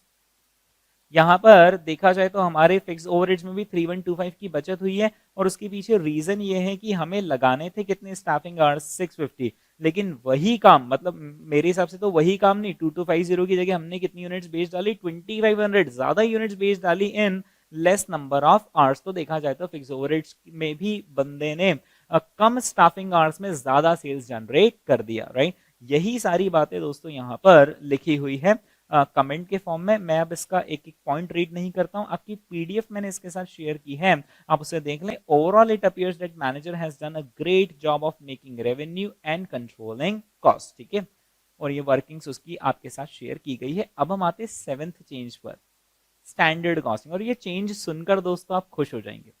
Study material addition 2019 के पेज नंबर 12.25 पर probability to calculate in control state variances ने देखा होगा, वहां पर खतरनाक कुछ statistical चीजें बनी हुई थी कि what is the probability that this particular process is in control और आउट ऑफ कंट्रोल। वो पर्टिकुलर टॉपिक आईसीएआई ने अपने लेटेस्ट एडिशन के स्टडी मटेरियल से रिमूव कर दिया है, ठीक है। अगेन मैं ये कह ही नहीं रहा हूं कि ये सिलेबस से हट चुका है, मैं सिर्फ इतना कह रहा हूं कि स्टडी मटेरियल से उन्होंने रिमूव कर दिया है, ओके। तो सर फिर हमें पढ़ना है या नहीं पढ़ना है? सिंपल, मैं होता आपकी जगह तो उस पर अभी मैं लो इंपॉर्टेंस मार्क कर लेता। क्यों लो इंपॉर्टेंस मार्क कर लेता? Since removed from study material edition 2021, but ICAI is not bound to ask questions from you just from study material, they might ask from anywhere, okay. अब हम आते हैं चेंज नंबर 8 पर, यह है chapter number 10 strategic analysis of operating income chapter में। ABC in advanced manufacturing, ABC in advanced manufacturing environment का उन्होंने टेक्स्ट चेंज कर दिया है। अगर आप स्टडी मटेरियल 2019 में देखेंगे पेज 10.15 पर तो ये था टॉपिक, और 2021 में भी इस पेज पर मिलेगा, टॉपिक वही है लेकिन उसका जो डेटा है ना वो उन्होंने चेंज कर दिया है। मैं ये नया वाला डेटा आपको ब्रीफली एक्सप्लेन कर देता हूं, वैसे खुद पढ़कर भी आप समझ जाएंगे, ओके। तो एक्टिविटी बेस्ड कॉस्टिंग और एडवांस्ड मैन्युफैक्चरिंग एनवायरनमेंट का क्या लेना देना? द क्वेश्चन इज कि हमें एडवांस्ड मैन्युफैक्चरिंग एनवायरनमेंट की क्या जरूरत है, आखिर एडवांस मैन्युफैक्चरिंग एनवायरनमेंट में क्या होता है। तो एडवांस मैन्युफैक्चरिंग एनवायरनमेंट में ध्यान रखें दोस्तों, दो चीजें होती हैं। एडवांस मैन्युफैक्चरिंग एनवायरनमेंट में जस्ट इन टाइम होता है, जी हाँ। एडवांस मैन्युफैक्चरिंग एनवायरनमेंट में वर्क प्लेस ऑटोमेशन होता है, यानी कि मशीन ज्यादा होती है और डायरेक्ट लेबर कम होते हैं, राइट। क्या वहां पर एबीसी मदद कर सकता है? जी हाँ, क्योंकि जब आप जस्ट इन टाइम अप्रोच लगाते हो, राइट, तो जस्ट इन टाइम अप्रोच हम क्यों लगाते हैं? ताकि हम कॉस्ट में सेविंग दे सकें, और हम कॉस्ट में सेविंग देते हैं तो हमारे कस्टमर्स को भी वैल्यू ज्यादा रिसीव होती है, राइट। आखिर जस्ट इन टाइम हमें लगाने की क्यों जरूरत पड़ी? क्योंकि हम क्या करना चाहते थे, हम कॉस्ट रिडक्शन करना चाहते थे। आखिर हम कॉस्ट क्यों रिड्यूस करना चाहते थे? इसलिए क्योंकि अब जो कंपटीशन है वो लोकल नहीं बल्कि ग्लोबल हो गई है। इंटरनेट टेक्नोलॉजी के साथ साथ अब कस्टमर कहीं से भी घर बैठे वह प्रोडक्ट ऑर्डर कर सकता है जो उसकी मर्जी हो। For example, if I am sitting in Indore और मुझे किसी लेट अस से कि मुंबई के मैन्युफैक्चरर का प्रोडक्ट पसंद आ रहा है, I can simply online order that product. तो अब जो इंदौर वाला बंदा है, सप्लायर है, उसकी कंपटीशन सिर्फ इंदौर के लोकल नहीं है बल्कि अब उसकी कंपटीशन कैसी हो गई? ग्लोबल। तो उसे क्या करना पड़ेगा? अपने प्रोडक्ट की वैल्यू बढ़ानी पड़ेगी, कॉस्ट कम करनी पड़ेगी, और उसके लिए one of the techniques is just in time, जो कि उसे लगानी पड़ेगी। अब एबीसी यहां पर सिंपल कैसे मदद करेगा? वो कंटिन्यूअस, एबीसी क्या करता है? कंटिन्यूअस इंप्रूवमेंट में हमें सपोर्ट करता है, because activity based costing system basically क्या करता है? आपको एक्टिविटी वाइज कॉस्ट लाकर देता है, आपको कॉस्ट ड्राइवर्स लाकर देता है, जिसका आप एनालिसिस करके कॉस्ट रिडक्शन की अपॉर्चुनिटीज ढूंढ सकते हो। आप एबीसी में जो भी सारी एक्टिविटीज है उन्हें क्लासिफाई कर सकते हो between value added and non value added, and then you would try to eliminate non value added activities and try to reduce the cost of performing value added activities, right. This is how ABC will be helpful in advance manufacturing environment. साथ ही साथ दोस्तों यहाँ पर आप देख पा रहे हैं वर्क प्लेस ऑटोमेशन। जब मशीन ज्यादा होंगी और वर्कर कम होंगे तो डायरेक्ट लेबर की कॉस्ट लगेगी कम और ओवरहेड्स लगेंगे ज्यादा, और जब ओवरहेड्स ज्यादा होंगे तो हमें एबीसी की जरूरत पड़ेगी ताकि हम करेक्टली ओवरहेड्स को ट्रेस कर पाए कॉस्ट ऑब्जेक्ट्स पर, राइट। ये चीज दोस्तों यहाँ पर लिखी हुई है, ठीक है। मैं ब्रीफली एक्सप्लेन कर रहा हूँ, मेन बैच होती तो फिर मैं एक एक वर्ड टू वर्ड एक्सप्लेन करता, okay. Change number 9 again strategic analysis of operating income chapter में है। Text has changed, designing and implementing ABM एक टॉपिक है जिसका उन्होंने टेक्स्ट चेंज कर दिया है। स्टडी मटेरियल एडिशन 2021 के पेज नंबर 10.18 पर मिलेगा, पुराना एडिशन देखेंगे तो 10.17 पर मिलेगा। हमारे अगर आप नोट्स देखेंगे तो उसमें वर्जन 3 के स्टूडेंट्स को उनके वॉल्यूम 1 के पेज 15 पर यही चीज मिल जाएगी और वर्जन 4 के स्टूडेंट्स को वॉल्यूम 1 के पेज 16 पर यही चीज मिल जाएगी। लेकिन अब आपको इस चीज की जगह पर इस पर्टिकुलर टेक्स्ट को याद करके जाना है या समझ कर जाना है। यानी अगर लेटर से एक्टिविटी बेस्ड कॉस्टिंग का क्वेश्चन आया जिसमें उन्होंने लेटर से 5 मार्क्स का कुछ पॉइंट पूछ लिया, explain about designing and implementing activity based management, तो फिर ये वाला टेक्स्ट लिखेंगे तो ज्यादा बेहतर रहेगा because this is upgraded one. Activity based management में उन्होंने 3 तरह के एनालिसिस बताए, एक तो कॉस्ट ड्राइवर का एनालिसिस, एक एक्टिविटी का एनालिसिस और तीसरा परफॉर्मेंस का एनालिसिस। सही बात है, जब आप एक्टिविटी बेस्ड मैनेजमेंट करते हैं तो आप कॉस्ट ड्राइवर्स का एनालिसिस करते हैं और आप जानते हैं कि कॉस्ट ड्राइवर क्या होता है। कॉस्ट ड्राइवर वह कॉजुअल फैक्टर होता है जिसकी वजह से कॉस्ट लगती है। जैसे कि फॉर एग्जांपल अगर हम इंस्पेक्शन कर रहे हैं तो इंस्पेक्शन एक्टिविटी का ड्राइवर होगा नंबर ऑफ इंस्पेक्शन या फिर नंबर ऑफ इंस्पेक्शन आवर्स। तो इसका एनालिसिस करने से हमें पता लगता है कि कहीं हम ऐसा तो नहीं कि ज्यादा इंस्पेक्शन के आवर्स लगा रहे हैं, हमें कम लगाना चाहिए इंस्पेक्शन के आवर्स, राइट। तो कॉस्ट ड्राइवर एनालिसिस सिंपल क्या करता है, ये देखता है कि जो कॉस्ट ड्राइवर्स हैं वो आखिर हम कितनी यूनिट्स के कॉस्ट ड्राइव कितना यूनिट्स ऑफ कॉस्ट ड्राइवर लगा रहे हैं और वो सही है या गलत है। दूसरे तरह का एनालिसिस होता है एक्टिविटी की, जो हम हर एक एक्टिविटी कर रहे हैं हमें उन्हें क्लासिफाई करना चाहिए इनटू वैल्यू एडेड और नॉन वैल्यू एडेड, और फर्दर वह एक्टिविटी जो नॉन वैल्यू एडेड है हमें उन्हें एलिमिनेट या फिर रिमूव करना चाहिए, राइट। फिर इसके बाद है परफॉर्मेंस एनालिसिस, क्योंकि जब आप एबीसी सिस्टम लगाते हो तो आपको रिपोर्ट जनरेट होकर आती है, उस रिपोर्ट्स के बेसिस पर हम परफॉर्मेंस का एनालिसिस कर सकते हैं। यह जो परफॉर्मेंस एनालिसिस है यह दो तरीके से हो सकता है, analysis based on expected cost और analysis based on time spend. Analysis based on expected cost में बेसिकली क्या होगा, हम देखेंगे कि कितनी कॉस्ट लगनी चाहिए थी एक्सपेक्टेड कॉस्ट वर्सेस एक्चुअल में कितनी कॉस्ट लगी, क्या ज्यादा कॉस्ट लगी तो फिर इस पर एक्शन ली जाएगी। और फिर होता है analysis based on time spend, कि किसी एक पर्टिकुलर एक्टिविटी पर आप कितना समय दे रहे हैं, क्या उतना ही समय दे रहे हैं जितना देना चाहिए या उससे कहीं ज्यादा या कहीं कम समय दे रहे हैं, right. For example comparing the actual processing time of a product with the processing time of similar products of other firms in industry can indicate if any scope exists to improve such activity। For example हम processing time लगा रहे हैं 15 minutes जबकि पड़ोसी उसी काम को कर रहा है 12 मिनट्स में, तो फिर हम हमारे टाइम स्पेंड को कंपेयर करेंगे किसी दूसरी कंपनी जो कि सेम प्रोडक्ट बना रही है इन लेस टाइम और देखेंगे आखिर कहां पर हम टाइम बचा सकते हैं, राइट। फिर दोस्तों इसके बाद जो नेक्स्ट चेंज है यानी कि चेंज नंबर 10 वो again strategic analysis of operating income chapter में है। अगेन उन्होंने टेक्स्ट चेंज कर दिया है, जो नॉन वैल्यू एडेड एक्टिविटीज की डेफिनेशन और मैन्युफैक्चरिंग साइकिल एफिशिएंसी से रिलेटेड टेक्स्ट था वो आईसीएआई ने चेंज कर दिया। पहले आपको नॉन वैल्यू एडेड एक्टिविटीज का चेहरा स्टडी मटेरियल में ऐसा दिखेगा, हमारे नोट्स में भी ऐसा दिखेगा, लेकिन अब जो नया चेहरा है वो कुछ इस तरीके से है। मैं इसको आपको एक्सप्लेन कर देता हूँ। अपने नोट्स के अगर आप वॉल्यूम 1 में जाएंगे तो पेज 16-17 में मिलेगा आपको वर्जन 3 के स्टूडेंट्स को, और वर्जन 4 के स्टूडेंट्स को वॉल्यूम 1 में यही चीज पेज नंबर 20-21 में मिलेगी, ठीक है। Okay, now non value added activities तो हर कोई जानता है और ये वही लिखा हुआ है जो यहाँ पर लिखा हुआ है। तो नॉन वैल्यू एडेड एक्टिविटीज तो जो होती है सो होती है। फिर उन्होंने यहाँ पर एक्सप्लेन करा है in the manufacturing operation 5 major activities are often cited as wasteful and unnecessary. 5 activities को नॉन वैल्यू एडेड कहा गया है। सबसे पहली स्टोरिंग। स्टोरिंग का मतलब होता है जब आपको रॉ मटेरियल मिला है और आप उसको स्टोर करके रख रहे हो लेट से 10 से 15 दिन before issuing it to production. Now that is non value added. Customer doesn't care for such activities, so you should try to reduce your storage time. In fact by implementing just in time you can completely eliminate the storing activity and save time. फिर इसके बाद होता है moving time, right.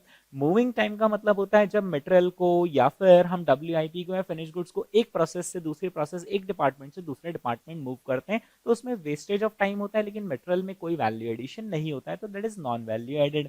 फिर इसके बाद होता है वेटिंग टाइम यानी इंतजार।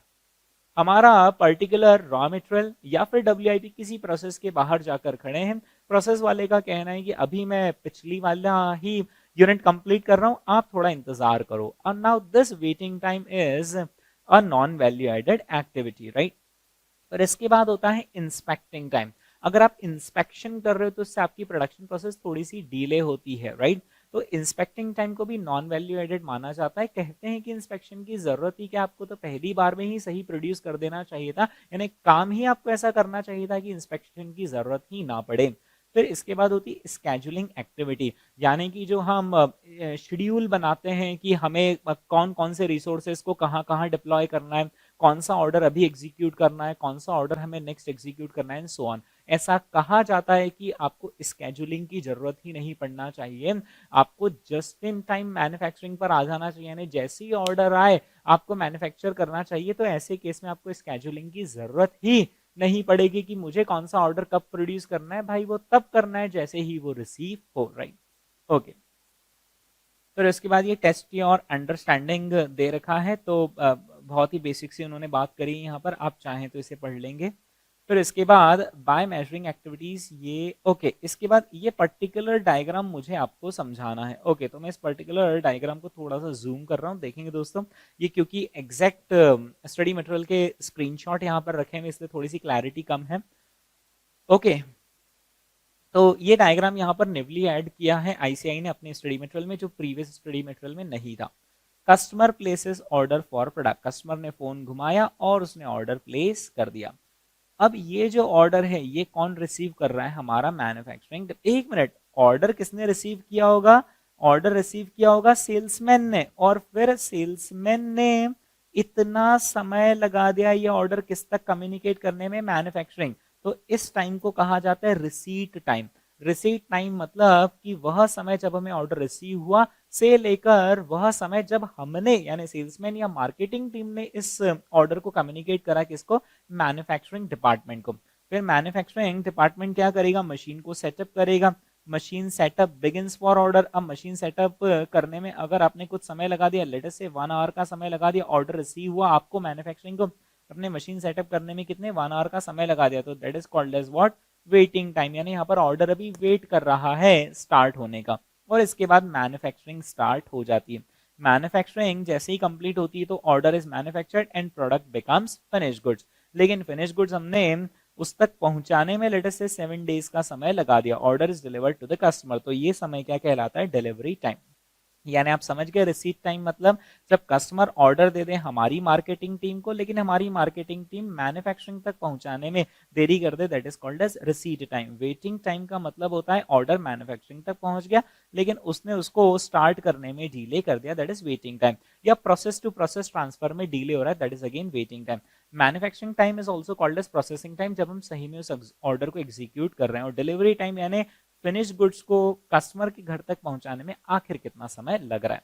मैन्युफैक्चरिंग साइकिल टाइम यहां से यहां तक होती है, क्योंकि जब मैन्युफैक्चरिंग वालों को ऑर्डर रिसीव हुआ तभी से मैन्युफैक्चरिंग साइकिल टाइम शुरू होगा, और जब उन्होंने फिनिश गुड्स बना दी, अब आप इसके बाद डिस्पैच करो मत करो लेट करो, इससे मैन्युफैक्चरिंग वालों को कोई मतलब नहीं है। तो मैन्युफैक्चरिंग साइकिल टाइम सिर्फ कहां से कहां तक काउंट होता है, जब हमें मैन्युफैक्चरिंग वालों को ऑर्डर मिला से लेकर हमने फिनिश गुड्स कंप्लीट करके हमारी फैक्ट्री के बाहर लाकर रख दी। अब आप डिस्पैच करने में देरी लगा रहे हो, that is none of the business of manufacturing team. Okay, और इन सभी टाइम को काउंट करते हैं तो वो क्या आता है, कस्टमर रिस्पॉन्स टाइम। यानी बंदे ने कभी ऑर्डर दिया और हमने कब उसका ऑर्डर फुलफिल किया, इन दोनों के बीच का गैप क्या कहलाता है, कस्टमर रिस्पॉन्स टाइम कहलाता है। ठीक है, ओके, बस इन्हीं चीजों को वहां पर उन्होंने receipt time, manufacturing time, manufacturing cycle time, है ना, मैन्युफैक्चरिंग टाइम और मैन्युफैक्चरिंग साइकिल टाइम में आप फर्क समझ गए।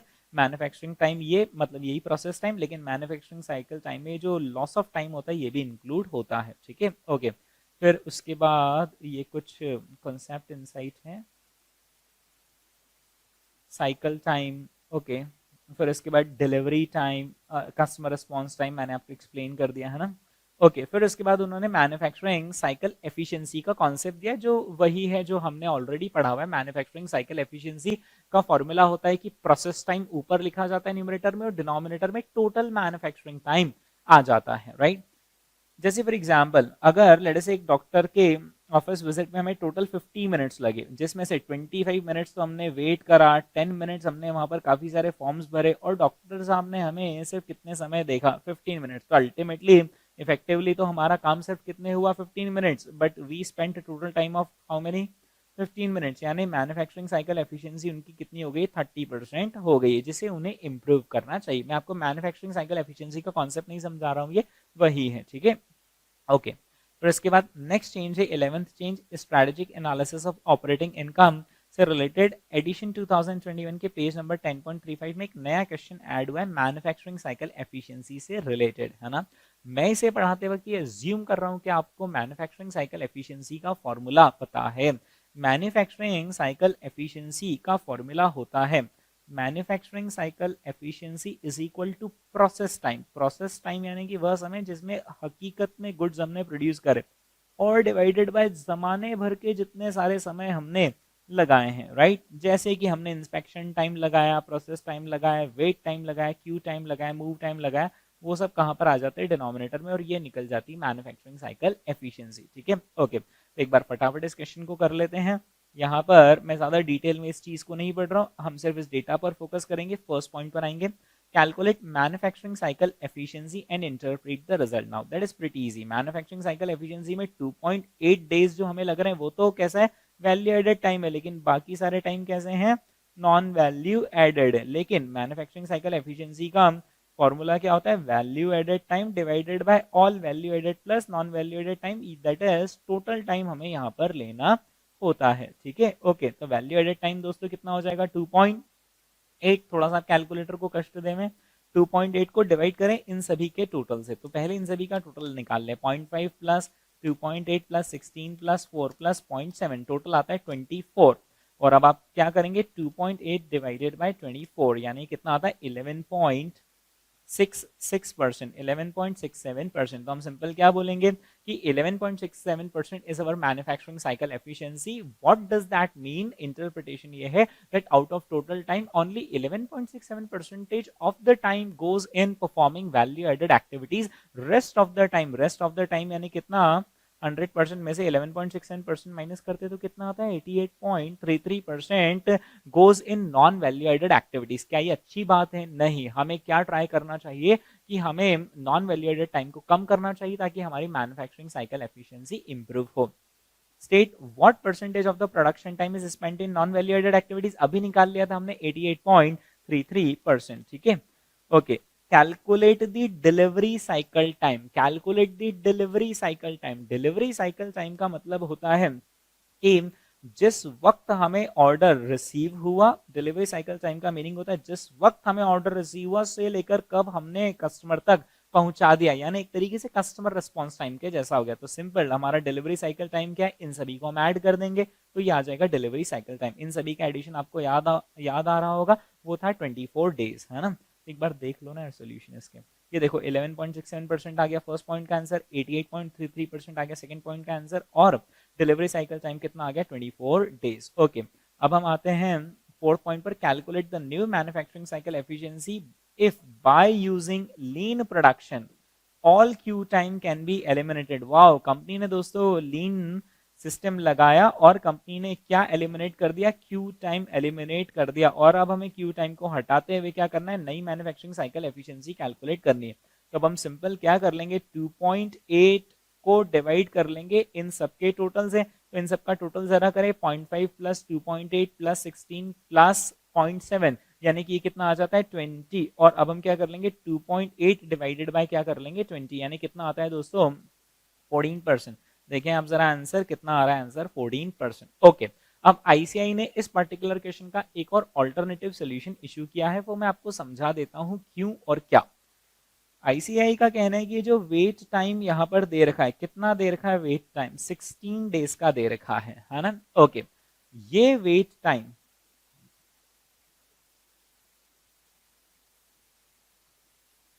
ये वेटिंग टाइम अगर 16 डेज का ऑर्डर मतलब मैन्युफैक्चरिंग डिपार्टमेंट को मिल चुका ऑर्डर और फिर उन्होंने लगाया है तो definitely manufacturing cycle efficiency calculate करते वक्त काउंट होगा।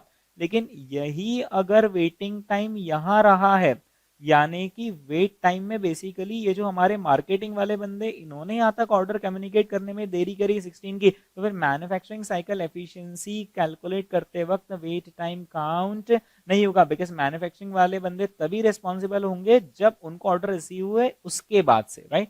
तो आईसीआई ने अजम्पशन लिया है कि अगर इन केस ये वेट टाइम किसी और अगर ये वेट टाइम देखें आप यहाँ पर, ओके, ये वेट टाइम अगर प्रोडक्शन स्टार्ट करने के पहले का है तो फिर ऑल्टरनेटिव सोल्यूशन आ जाएगा। तो सिंपल बच्चा बच्चा जानता है हमें क्या करना है, हमें उस 16 को हटाकर सारे कैलकुलेशंस कर देने हैं, ठीक है। चलिए, तो अब जब इतना करा है तो ऑल्टरनेटिव भी कर लें। ओके, तो अगर हम 16 को हटा देंगे और अब कैलकुलेशन करेंगे तो अब कैसे होगा, 2.8 divided by 0.5 plus 2.8 plus 4 plus 0.7 यानी कितना आता है, 8 आता है, ठीक है। तो 2.8 डिवाइडेड बाय 8 यानी कितना होता है, 35%, ठीक है।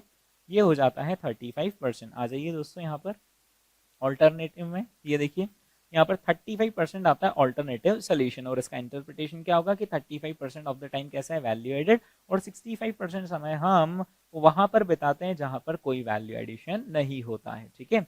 Percentage of time spent on non value added, simple 100 minus 35 कितना आता है, 65। डिलीवरी साइकिल टाइम में हम सब कुछ रखेंगे, लेकिन ओ हाँ, डिलीवरी साइकिल टाइम में पूरा 16 आएगा, बिकॉज डिलीवरी साइकिल टाइम कहाँ से शुरू हो जाती है, जब कस्टमर ऑर्डर प्लेस करता है तब से। तो यहाँ पर ये 16 डेज जरूर काउंट होगा। Okay, revise manufacturing cycle efficiency हमें कैलकुलेट करनी है। रिवाइज मैन्युफैक्चरिंग साइकिल एफिशिएंसी कैसे कैलकुलेट करेंगे, वेट टाइम नहीं आएगा मैन्युफैक्चरिंग साइकिल एफिशिएंसी में क्योंकि वो मार्केटिंग वालों ने समय बिगाड़ा है, और क्यू टाइम हमने खत्म कर दिया है by applying lean system, right. यानी बस अब इन तीन चीजों को ही कंसीडर करेंगे, यानी ये क्या हो जाएगा, 2.8 डिवाइडेड बाय कितना, 4 हो रहा है क्या, एक बार कर लीजिए, 2.8 plus 0.5 plus 0.7, yes 2.8 divided by 4। Okay, यानी कि दोस्तों आंसर आता है 70%। एक बार टैली कर लें दोस्तों, yes 70% is the correct answer, ठीक है। ओके, यहाँ पर उन्होंने बता रखा है, note that manufacturing cycle time does not include the waiting time before the order is received by manufacturing. अगर लेटर से मार्केटिंग के बंदों ने समय बिगाड़ा है तो फिर वो वेट टाइम हमारे मैन्युफैक्चरिंग साइकिल में काउंट नहीं होगा। लेकिन हाँ, एक बार ऑर्डर रिसीव हो गया मैन्युफैक्चरिंग डिपार्टमेंट को और फिर हम वेटिंग टाइम लगा रहे तो फिर वो मैन्युफैक्चरिंग साइकिल एफिशिएंसी में काउंट होगा, ये उन्होंने यहाँ पर बताया है। ओके, चलिए दोस्तों, तो इसी के साथ बस इतने ही थे प्रैक्टिकल चैप्टर्स, जितने भी सारे प्रैक्टिकल चैप्टर है बस उसमें स्टडी मटेरियल में इतने ही अमेंडमेंट्स हैं एडिशन 2021 में। जो थ्योरी में अमेंडमेंट्स है दोस्तों उसके लिए सेपरेट वीडियो है। ओके, चलिए दोस्तों, थैंक यू।